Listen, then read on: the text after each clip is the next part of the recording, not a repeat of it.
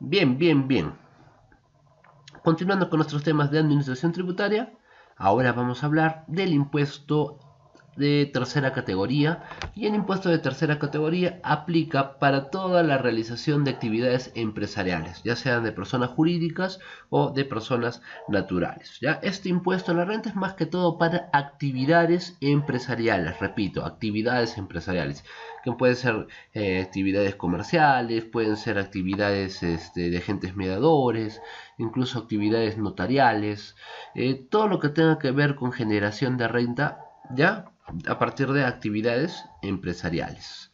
Primero vamos a hablar de algunas formas de sociedades, las formas societarias, antes de entender antes de entrar de lleno en sí a ver el tema del diseño organizacional, ¿ya? Las formas societarias es importante entenderlo, analizarlo dentro del proyecto, porque ya llevarlo a este nivel organizacional, a este nivel de empresa, de organización, de cierta forma es darle formalidad al proyecto. Lo estamos formalizando, lo estamos haciendo formal. ¿Y cómo lo hacemos formal? A través del otorgamiento de una personería jurídica o de repente de una personería natural. Pero el tema aquí es que la forma de hacer formal el proyecto es a través de una organización formal. Y es por eso que de lo primero que debemos hablar son de las formas societarias. Tenemos la empresa unipersonal. La empresa unipersonal está conformada por una persona natural, ¿ya? Arranquemos de esa parte, ¿ya? El titular es una persona natural que va a desarrollar actividades comerciales, ¿ya? Y que de cierta forma no se muestra una separación de los bienes del titular o del dueño de la empresa. No hay una separación de sus bienes personales con los bienes de la empresa. No hay esa separación. ¿Qué quiere decir? Que en caso de que haya algún inconveniente tipo deudas, el titular de la empresa tiene que responder con su patrimonio personal ante estas deudas. ¿Ya? Esta es más que todo utilizado por pequeños proyectos, ¿no? Tipo bodegas, tipo librerías, estas cabinas donde se juegan online, ¿no? Más o menos ese tipo de negocios. ¿No? Es para proyectos o para negocios aún pequeños. En cuanto al tema tributario, este tipo de empresas está mucho más ubicada o le conviene estar ubicado en el régimen único simplificado, que se conoce como el RUS o el nuevo RUS. Bien, por otro lado tenemos la empresa individual de responsabilidad limitada, y quiero que aclaremos que es diferente a una empresa unipersonal, porque en una empresa individual de responsabilidad limitada, la empresa, ¿ya? La EIRL, tiene un RUC. Y al tener un RUC, tiene una personería jurídica distinta a la del dueño, distinta a la del titular. ¿Qué quiere decir esto? Que la EIRL tiene su propio patrimonio. Y este patrimonio es distinto al patrimonio del titular, del dueño. ¿Qué quiere decir esto? Que ante situaciones o conflictos generados, por ejemplo, por deudas, estas deudas deben ser cubiertas, ¿ya? Claro, cubiertas por el patrimonio de la empresa, por el patrimonio de la EIRL, no por el patrimonio personal del titular, no. ¿Ya? Ahora, en caso de que se decidan unir más de una persona a una EIRL, ya dejaría de ser una empresa individual. Tendría que convertirse o en una sociedad anónima o en una sociedad de responsabilidad limitada. ¿Ya? Entonces, date cuenta, aquí ya es diferente y la principal diferencia es que ya estamos viendo una separación de patrimonios y que ya estamos viendo la aparición del RUC, ¿no? A diferencia de la empresa unipersonal. Por otro lado, tenemos las sociedades anónimas, ¿ya? Dentro de las sociedades anónimas tenemos la sociedad anónima abierta y la sociedad anónima cerrada, ¿no? Las sociedades anónimas igual son sociedades que tienen que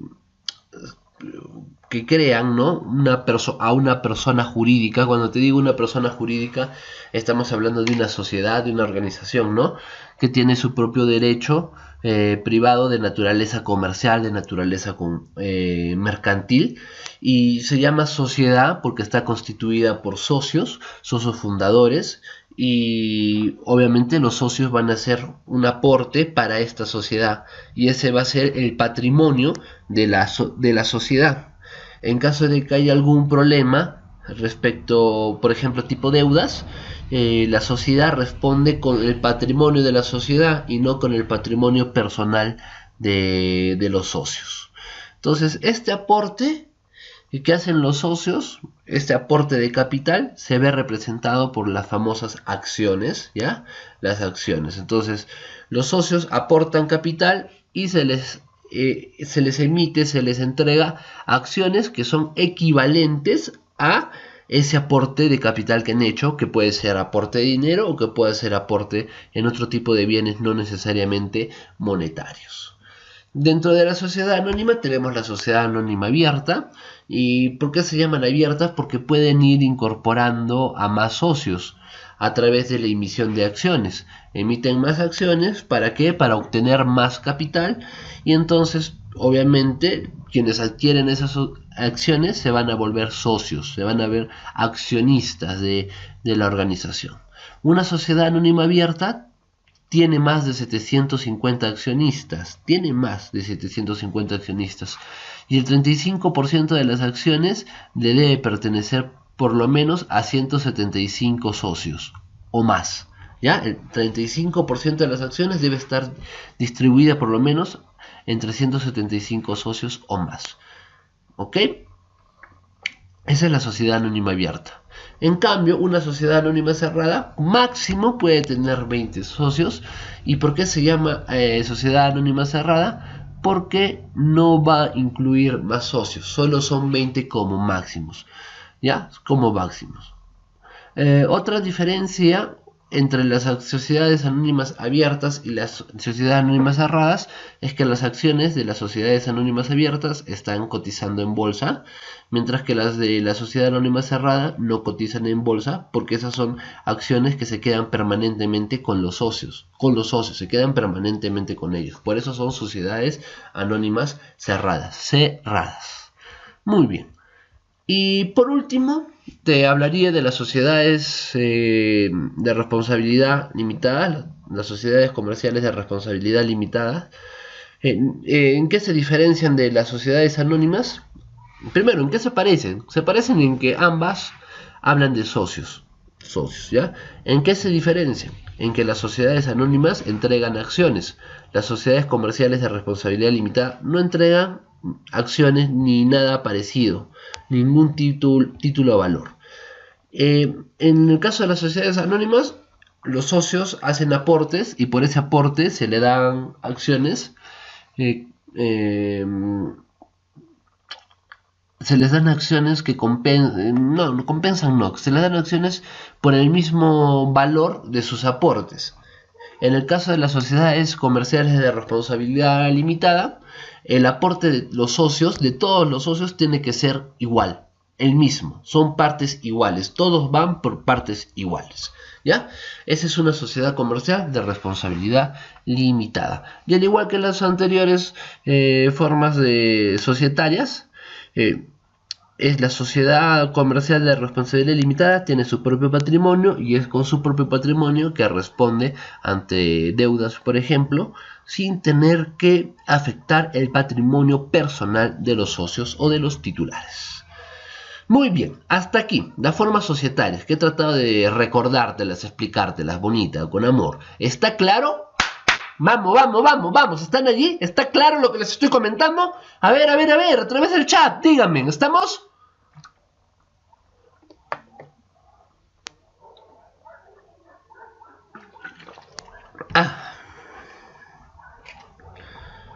Vamos. Ok. Bien. Next. Ahora vamos a ver aspectos tributarios. Tenemos diferentes, vamos a decir, regímenes donde se pueden acoplar nuestras organizaciones, ¿no? Tenemos el nuevo RUS, tenemos el RED, el régimen especial, tenemos el RMT, el régimen MIPE tributario y el régimen general. Vamos a hablar de cada uno ya. Primero vamos a empezar hablando del RUS o del nuevo RUS, por eso dice NRUS. Ya, este es un régimen más que todo para las personas que se encuentran dentro de lo que vendrían a ser empresas unipersonales, ¿ya? Las ventajas de este régimen tributario es que no necesitan llevar registros contables, es decir, ni registro de compras, ni registro de ventas, ni libro diario, y que solo efectúan un pago mensual. Tienen que pagar al mes una cuota, nada más. Ya no están obligados a presentar declaraciones, solo hacer un pago único mensual. Ya, el tema está acá en que ya no puedes pertenecer a RUS si tus ingresos anuales superan los 96.000 soles. Si tus ingresos anuales pasan de los 96.000 soles, ya tienes que cambiar de régimen. Ya tienes que pasar podría ser a RER, ¿no? O sea, como el techo para estar en el RUS es de 96.000 soles al año. Para determinar el pago único mensual, tenemos dos. Como puedes fijar cuánto se paga. Si tus ingresos o tus compras son hasta 5.000 soles al mes, pagas 20 soles mensuales. Si tus ingresos o tus compras son de 8.000 soles al mes, tienes que pagar 50 soles mensuales. 50 soles mensuales. Nada más, nada más. Y ese sería el RUS. ¿Ya? Entonces, techo máximo, 96.000 soles al año. 96.000 solsazos al año. ¿Está?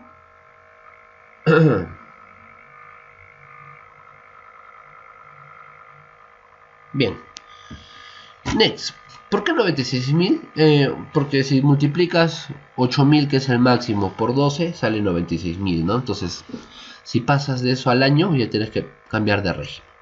De ahí tenemos el RER, ¿ya? El régimen especial a la renta. Este ya es para personas jurídicas. Acá podemos incluir ya las empresas individuales de responsabilidad limitada, por ejemplo.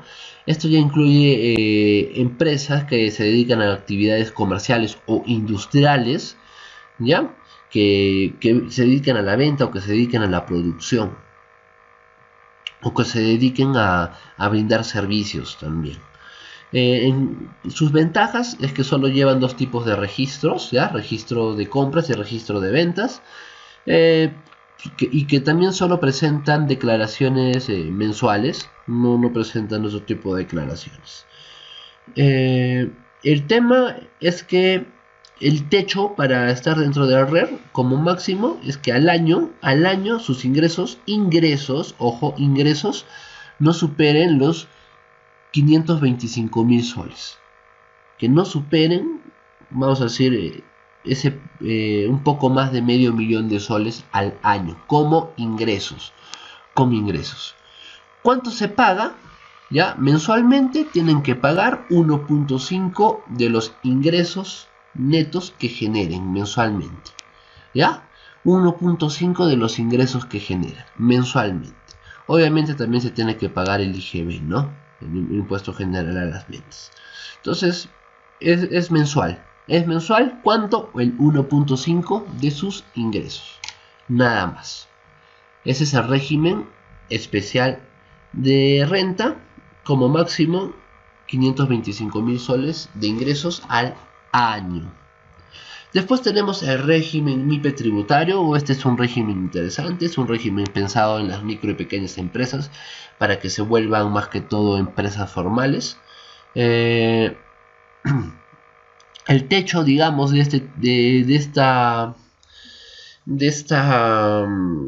para estar en el régimen MIPE tributario es no exceder de las 1.700 UITs. Una UIT es 4.600 soles, entonces 1.700 UIT debe ser aproximadamente 7.820.000 soles. Entonces el techo es no pasar más de estos 7 millones y pico de ingresos al año, ¿ya? ¿Cuáles son las ventajas? Que los montos a pagar son de acuerdo a la ganancia, que las tasas son reducidas, ahorita vamos a ver un poquito de eso, que puede emitir todos los comprobantes de pago autorizados por SUNAT y que tiene que llevar registro de ventas, registro de compras y libro diario. ¿Cuánto se paga?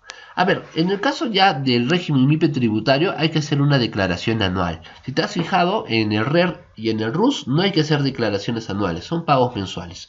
En el caso del MIPE tributario hay que hacer una declaración anual.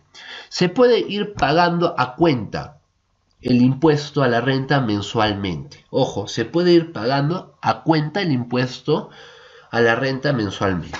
Si quieres pagar a cuenta mensualmente, si tus ingresos son menores a 300 UIT, vas a ir pagando el 1% de esos ingresos. Si tus ingresos son mayores a las 300 UIT mensual, obviamente, pagas 1.5 de tus ingresos. Eso es ir pagando a la cuenta. ¿Por qué te digo que tienes que ir pagando a la cuenta? Porque a fin de año tienes que hacer tu declaración anual. Y la declaración anual es en base a las ganancias, en base a las utilidades, Entonces, lo que tienes que pagar es, por ejemplo, si obtuviste utilidades hasta 15 UITs, que vendrían a ser, a ver, vamos a ver, 15 UITs vendrían a ser 69.000 soles, ¿ya? Si obtuviste ganancias hasta 15 UITs, tienes que pagar el 10%, de esas 15 UITs como impuesto a la renta. ¿Qué le vas a restar? Lo que has ido pagando mensualmente a cuenta. Imaginemos, es un ejemplo solo para que me entiendas, ¿no? A fin de año tienes que pagar en total 300 soles de impuestos. Pero como mes a mes has ido pagando, en total llegaste a pagar 250, ¿no? 250. Mes a mes llegaste a pagar en total 250. A fin de año tienes que pagar 300. Entonces, como ya pagaste 250, solo pagas la diferencia. Por eso dice acá, ¿no? Pago a cuenta del impuesto a la renta. Pero date cuenta que este pago a cuenta es de ingresos, El pago a la declaración anual ya del impuesto a la renta es de la ganancia. Entonces 10% si tu ganancia no supera las 15 UIT, y a partir de las 15 UITs, de más de 15 UITs, se paga casi el 30%, el 29.5%. ¿Ya? Entonces, si no superas las 10 UITs, pagas 10%, y si superas, ya tienes que pagar prácticamente como el régimen general, ¿no? El régimen general ya es para todo tipo de negocio, ¿ya? Que realice cualquier tipo de actividad comercial, industrial o de servicios. Las ventajas es que no tiene límites, como en los anteriores regímenes tributarios. Acá no hay límites, puede emitir todos los comprobantes de pago autorizados por SUNAT, y en caso de que sea años con pérdidas económicas, obviamente no se puede pagar pues impuestos, porque es impuesto sobre la renta, ¿no? Sobre la renta. Muy bien, ¿cuánto se paga? Igual, como te expliqué, ¿no? Se puede ir pagando a cuenta mensualmente 1.5, ¿no? En diferencia del MIPE teníamos dos, ¿no? 1 y 1.5, dependiendo de las UITs. No, en el régimen general, a cuenta para todos los que estén en el régimen general, de 1.5% a cuenta. Hay que hacer una declaración anual, sí, al final, sobre las ganancias, obviamente, y ese impuesto sobre las ganancias viene a ser del 29.5%, es decir, casi el 30%. La misma dinámica, ¿no? Puedes ir pagando mensualmente, eso se va a ir sumando, y ya cuando se hace la declaración anual solo se paga la diferencia. Bien, y eso sería todos los regímenes tributarios que tenemos en nuestro país. Hasta ahí todo lo que les estoy comentando está claro. A ver, a través del chat. Vamos. ¿Estamos? ¿Están ahí? ¿Están vivos? ¿Están conmigo? A ver, manifiéstense. ¿Estamos? ¡Vamos!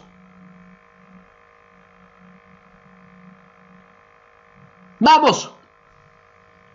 Bien, ahora vamos a hablar de algunos principios importantes de la renta de tercera categoría, que es el principio de causalidad, es decir, de causa, de devengado y de potestad tributaria. El principio de causalidad establece que el impuesto a la renta es un impuesto que va a deducirse luego de que a la renta bruta se le resta todos los gastos necesarios y todos los costos que tienen que estar incluidos dentro de la actividad empresarial, y a partir de ahí recién se calcula o se deduce el pago del impuesto a la renta. Para que quede más claro, ¿qué es lo que se hace? A la utilidad bruta, ¿ya? Que ustedes ya lo tienen bien claro, ¿ya? Hay que restarle todos los gastos, ¿ya? Y una vez que se le resta todos los gastos a esa utilidad bruta, me queda la utilidad neta. Y la utilidad neta es a ella a la que se le va a calcular el impuesto a la renta. Muy bien, el principio de vengado dice que los gastos ya se van a empezar a reconocer cuando se haya dado el hecho económico, independientemente de la emisión del comprobante de pago. ¿Qué quiere decir esto? Que se va a deducir los gastos, pero la única forma para que se pueda deducir los gastos para el cálculo del impuesto a la renta es si es que se puede demostrar efectivamente esos gastos con los comprobantes de pago correspondientes. Y el principio de potestad tributaria indica que el Estado tiene la potestad para hacer el cobro, ¿no? De los tributos, ¿no? Obviamente este cobro de los tributos es de una manera dentro de el orden constitucional legal, sin afectar los principios de igualdad y respeto de los derechos fundamentales de las personas, ¿no? Básicamente dice que el Estado tiene la potestad de cobrar este tipo de impuesto. Entonces, esos serían los tres principios de la renta de tercera categoría. ¿Qué gastos son deducibles y qué gastos no son deducibles, ¿no?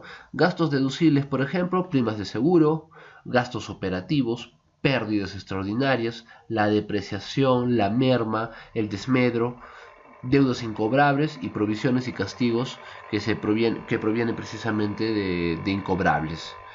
Que también es deducible también, existiendo cierto límite en función a un porcentaje de ingresos con las UITs, intereses por deudas, gastos recreativos para el personal de la empresa, gastos de representación del personal de la empresa, dietas de directores, las remuneraciones de socios, accionistas y participantes de la empresa, gastos de viajes por empresa, gastos de movilidad de los trabajadores, todos gastos sustentados con boletas o tickets, obviamente dentro del nuevo RUS, depreciación de bienes y gastos por donaciones. Esos son deducibles. ¿Ya? ¿Qué no es deducible? Es decir, que no puedes considerar como gasto. Gastos personales y familiares, gastos que no estén sustentados con comprobantes de pago, multas e intereses aplicados por el sector público, ¿ya? Provisiones no admitidas por el impuesto a la renta y gastos con sujetos residentes en países de baja o nula imposición. ¿Ya? Entonces, esos son gastos no deducibles. Reparos tributarios. ¿Qué son los reparos tributarios? Son adiciones y deducciones que se realizan a las operaciones mal registradas. Por eso se llaman reparos tributarios. Y que se consideran dentro de las declaraciones que se pueden hacer ya de manera mensual o en las declaraciones que se hacen ya de manera anual. Por lo general, estos reparos tributarios lo que van a hacer es aumentar o incrementar el pago de las rentas, ya sea mensual o en la declaración anual. El impuesto a la renta también nos lleva a hablar de la utilidad contable y de la utilidad tributaria. La utilidad contable es aquella que se halla, ¿no?, aplicando los principios, normas contables. Y la utilidad tributaria es aquella que se halla a partir de la utilidad contable, pero aplicando las diferentes, vamos a decir, leyes tributarias que van a cambiar obviamente la utilidad para fines de impuesto a la renta. Acá tenemos un ejemplito, fíjate, esta es la utilidad contable, 122.330, ¿ya? Y contablemente esa sería la utilidad, por eso dice utilidad contable. Pero si consideramos algunas adiciones tributarias, por ejemplo acá, una multa mal cobrada, entonces se le está considerando, ¿ya? Como que se le está devolviendo, ¿no? Gastos con boletas, es decir, gastos que están sustentados con comprobantes de pago, y exceso de depreciación y la depreciación. Y te das cuenta, todo esto suma a la utilidad contable. Por lo tanto, mi utilidad tributaria resultaría de 147.930. Entonces es diferente, ¿no? Es diferente la utilidad contable a la utilidad tributaria. La utilidad tributaria proviene de la utilidad contable, pero considerando algunas puede ser aumentos por beneficios tributarios, o como también algunas disminuciones también por algunas sanciones tributarias. ¿Ya? ¿Qué más te puedo hablar? Por ejemplo, las multas son consideradas como gastos no deducibles. Ojo, ojo, ojo. Todos los gastos con boletas de ventas sí son deducibles, Y la depreciación ya tenemos una tabla, ¿no? Para la depreciación, ¿no? No es lo mismo la depreciación de una máquina a la depreciación de un vehículo, a la depreciación de un edificio. Por último, respecto a los sistemas de pago a cuenta del impuesto a la renta, que se refiere que se puede hacer un pago, una declaración mensual del impuesto a la renta, y cuando se haga la declaración anual se va a verificar si es que falta aún pagar impuesto a la renta o si es que se ha pagado de más, ¿no? Entonces los pagos a cuenta pueden darse de manera mensual. La declaración anual se hace dentro de los primeros 3 meses del año siguiente, del ejercicio. O sea, al año siguiente tengo dentro de los primeros 3 meses para hacer la declaración anual del año anterior. Hay dos formas de hacer estos pagos a cuenta. Uno es utilizando un coeficiente. Este coeficiente se va a multiplicar cada mes por el total de los ingresos, ¿no? Y ese coeficiente de pago de impuesto a la renta mensualmente por los ingresos para poder ir haciendo este depósito a cuenta mes a mes. Después tenemos el segundo sistema que es muy utilizado también, en el cual se paga 2% de los ingresos mensuales. El 2% de los ingresos mensuales se va depositando como pago a cuenta del impuesto a la renta. Entonces, al final del ejercicio se tiene que corroborar si es que aún falta pagar impuesto a la renta o si es que se ha pagado de más. Entonces, esas serían todas las consideraciones que se deben de tomar en cuenta respecto al impuesto a la renta de tercera categoría. Sin nada más que decir, colorín colorado, la sesión del día de hoy ha terminado.